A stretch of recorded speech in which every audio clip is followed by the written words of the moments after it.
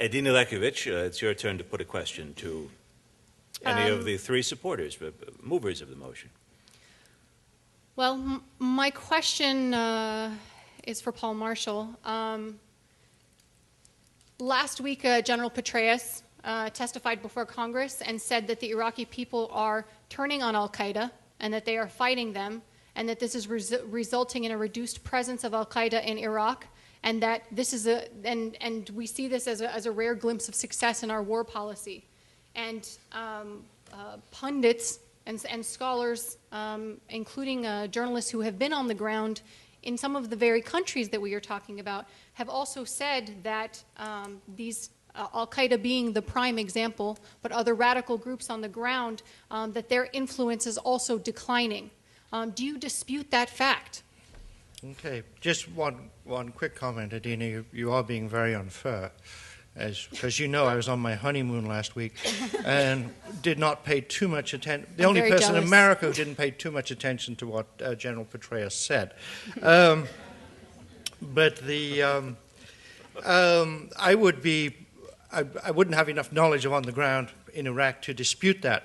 It may well be the case that sort of more radical forces, not just the al-Qaeda types, but the Mahdi army and these other groups, that the Iraqis are sort of getting fed up with them and resisting them.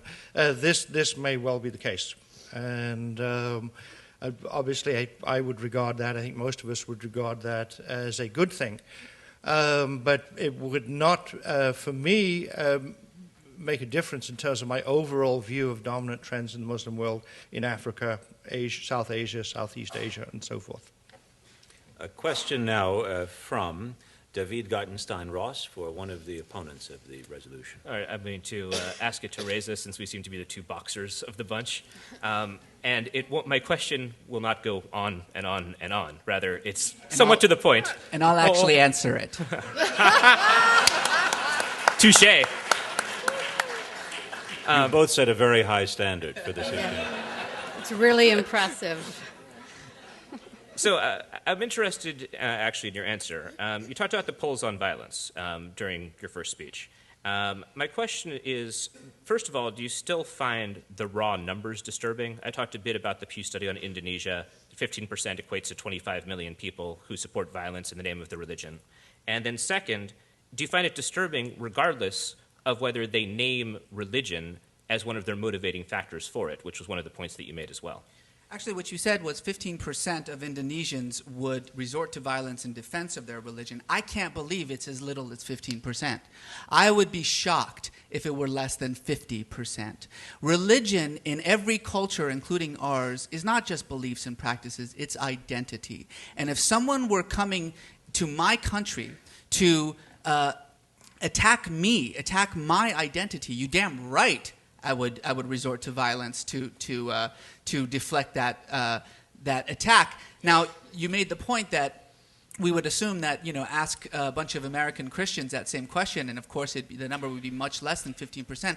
I think you're right. However, let's ask a bunch of Christians. But pugilistically, when Andres Serrano's Piss Christ came out, Christians weren't rioting on the streets, whereas with the Danish cartoons, you had over 100 people killed throughout the world. Yeah, actually, Nigerian Christians were massacring with machetes Muslims, just as Muslims were massacring Christians. But let me just say, it may be right that you're not going to get similar numbers of Christians if you ask, let's say, Americans. But ask that question of Guatemalans.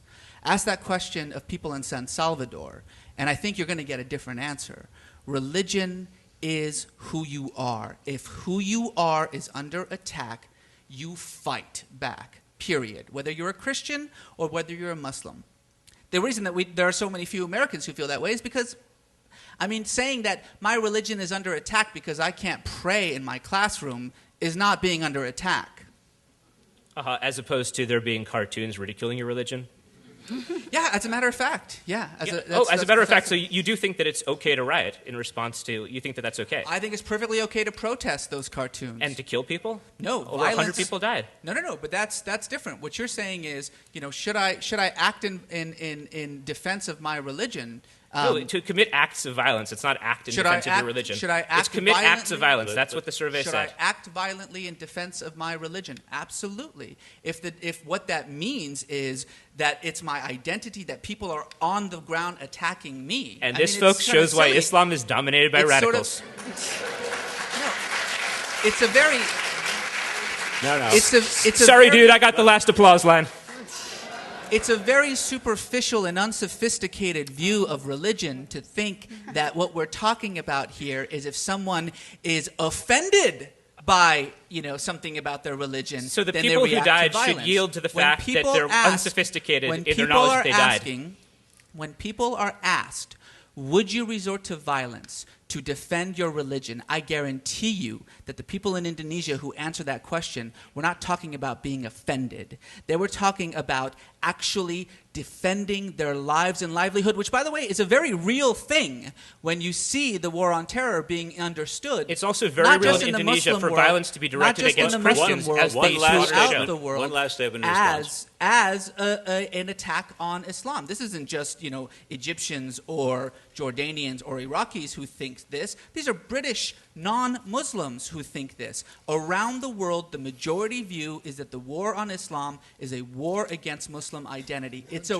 War on it's, I terror. mean, I'm sorry, the war on terror is a war against Muslim identity. This On is that a note, very real issue. I think- So if I'm asked, would you react if someone were to violate your beliefs in defense of your beliefs? Yes. Then we're not talking about being offended. Well, Reza, you were asked, That's not what and, we're and talking you've about. answered the question. And we have one last question from a panelist for the other side, from Richard Bulliet. Yeah, I think we've gotten too serious. We'll move on to some whimsy. So this is for David.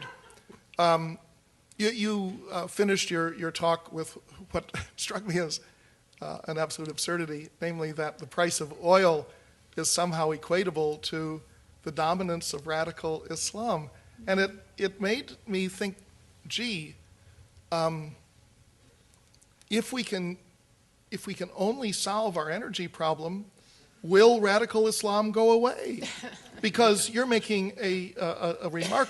The only person who has ever really pursued this in print was Dan Pipes in his first book, saying that radical Islam is purely a product of oil prices. I think it's an absurdity. Well, okay, the way you frame it is, but that's not what I said. What I said, going off of Edina's remarks that Saudi Arabia is radical, is I talked about how I used to work for a Saudi charity that did propagate radical material. So I've seen this firsthand and can say that Saudi charities, Saudi institutions, Saudi imams make a difference throughout the world. And the reason why they're so widespread is indeed because Saudi Arabia has a lot of money to spend due to its oil revenues. The point I was making was simply that oil revenues aren't going to dry up anytime soon. Rather, the price of oil is skyrocketing. And as a result, these institutions are out there far more than they were before. That goes to the point of hegemony. That goes to who has the power, who has the money, who's installing the imams. And indeed, That goes if we to the could point survive of whether the Saudis are trying to export their form of religion.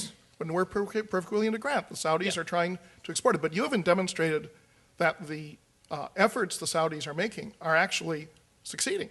All you've done is saying that they're doing it. But we actually talked about that. Paul talked about that in his very first speech, where he talked about the changes in Islam in places like Indonesia, in the Balkans, in Somalia. Look at Somalia, where you have a war racking the country, where the group formerly known as the Islamic Courts Union, now known as the Alliance for Re-Liberation of Somalia, managed to conquer the country, impose Islamic law in which people were arrested for watching Pretty in Pink, in which a karate instructor who had female students was arrested, where people were shot for watching the World Cup. That stuff was unheard of in Somalia 30 years ago.